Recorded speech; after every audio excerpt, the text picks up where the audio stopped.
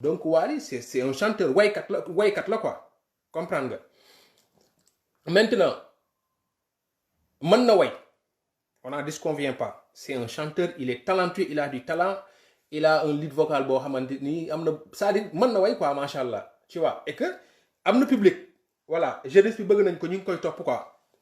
comprendre nga maintenant à partir du moment où Wally il devient célèbre il devient une célébrité il devient une star même entre guillemets xam nga mu am benn public bu koy topp mu am des jeunes yoo xam ils se reconnaissent en lui il faut que aussi ñu xool ce que Wally d'abord apporte en termes de valeur ajoutée à la musique sénégalaise dans l'industrie musicale sénégalaise qu'est-ce qu'il apporte maintenant en tant que jeune aussi ban valeur ajoutée aussi lay indi sur le développement de la jeunesse de manière générale en fait parce que aussi impact boobu il faut ñu koy xool est-ce que impact bi c'est négatif wala c'est positif en fait parce qu'on a tendance de taper sur nos politiques de taper sur des gens yoo xamante ne souvent dañuy gérer peut-être deniers publics l'argent du contribuable et tout mais aussi il y a ce qu'on appelle des modèles yoo xamante ni jeunesse bi dafay réformer wu ci ñoom quoi comprendre nga parce que xale di nga ko yar ci kër gi mu yaroo ci ay peeram yaroo ci njàng quoi comprendre nga mais tey man li tax Wally dama interpellé c'est parce qu'il y a eu des faits de société yoo xamante yu ko concerne yu am quoi xam nga bu dee da ngay suivre Wally bu dee da ngay topp cheminement wu moom ni muy doxe ak événement yi fi xew c'était un Sénégalais qui est soucié de en tout cas des valeurs yi nga xam moom la ñu bëgg a prôner au Sénégal il y a des problèmes quoi yoo xam il faut que ñu pointe ko du doigt quand même parce que il y a du tout dedans dafa lépp ngi ci biir voilà Wally c'est un chanteur Wally c'est un talibé Wally c'est un mouride Wally c'est un jeune yaa ngi dégg est-ce que yaa ngi gis Wally aussi mën nañ ne c'est un chef d'entreprise quoi parce que dafa yor groupe yaa ngi dégg maintenant man sama problème mooy c'est quoi le projet de Wally en fait il faut que ñu poser question c'est quoi le projet de Wally en fait yaa ngi dégg parce que bu ñu ko ñemewul laal wala ñu ñeme ci pointe du doigt wala ñu ñeme ko wax bu demee ba ëpp doole wala bu demee ba en tout cas conséquences yi ñu commencé ko sentir fii ak des années bu boobaa gars yi dañuy naan bay wéy na muus quoi voilà Wally moom sa solo ma ko Wally moom moo ñëw indi benn accoutrement bu muy solo ñépp teg nañ ci seen bët góore na wala góorewul góor yàlla yi may déglu xam nañ li may wax quoi ça n'a rien à voir nag ak musique beeg mën way beeg mën tëgg beeg mën fecc bi mais déjà accoutrement bi déjà ça pose problème yaa ngi dégg attitude bi comportement bi gestuel bi ça pose problème. 2. Troisièmement message yi muy véhiculer à travers ni muy solo ni muy accoutré woo ni muy feccee ak ni muy doxale yaa ngi dégg waa li ñëw indi sac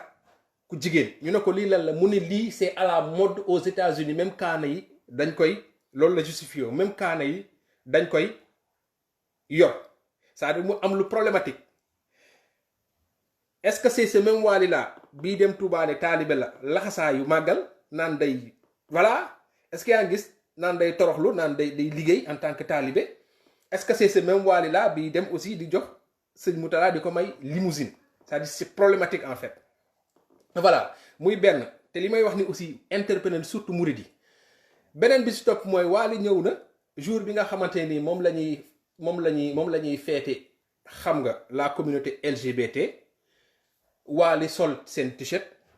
ñëw ci concert en direct à la RTS mu sol ko bi mu ko solee xam nga Sénégal dafa bëri ay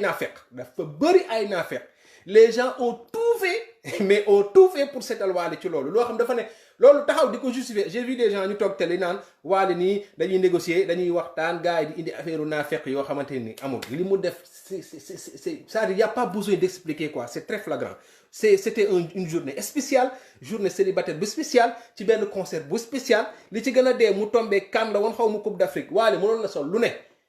Wally nee na moom du choisir li muy sol gars yi dañ koy jox rek moom mu sol quoi c'est-à-dire Wally à travers ça mi ngi woon que ne moom niveau tollu na niveau boo xam mi ngi dem Bercy di toog ay TV5 di wax mais amul staff quoi maanaam les gens peuvent venir solloo ko lu ko neex moom mu sol ko dem quoi mu wane ko mais loolu duñ ci sori quoi loolu c'était des explications yoo xamante ni ça tient pas la route mais fësal na moom taxawaay bi mu am ci wetu ñooñu waaw léegi c'est même Wally bu yoroon saak ne xotti na ko moom moo dem Touba ne c'est un mouride taalibe Serigne Touba la di may ay limousine sol yére saaku jigéen c'est même Wally la moom moo sol t-shirt LGBT arc-en-ciel bi demaat Touba ne man taalibe mouride la di maye limousine c'est-à-dire àndul quoi il faut que ñu waxante dëgg ñu bàyyi maslaa bi yaa ngi dégg te man loolu noonu man jàpp naa ne insulte la pour la communauté mouride je fais man jéem mettre en mal Wally ak la communauté mouride comprendre nga mais bu fekkente ne Wally dafay prôner que ne moom c'est un artiste am benn ligne de conduite bu mu am derrière aussi mu bugg ñu fësalaat que ne c'est un mouride pour mu fësal ko muy def des choses yoo xamante ni les jeunes mourides ñu ngi ci teg seen bët muy jël ay limousine di ko maye am na image bu muy jox cette jeunesse là mooy que ne mën nga nekk mouride mais mën nga ànd ak ñoo xamante ni àndul ak mouride comprendre nga c'est-à-dire mu ngi wane que ne mën nga wut xaalis ak foo koy mënti amee nga ñëw dugal ko ci liggéeyu Serigne Touba en fait parce que beneen analyse bi troisième point bi mu bëgg a wax mooy c'est-à-dire l'argent xaalis bi Wally yor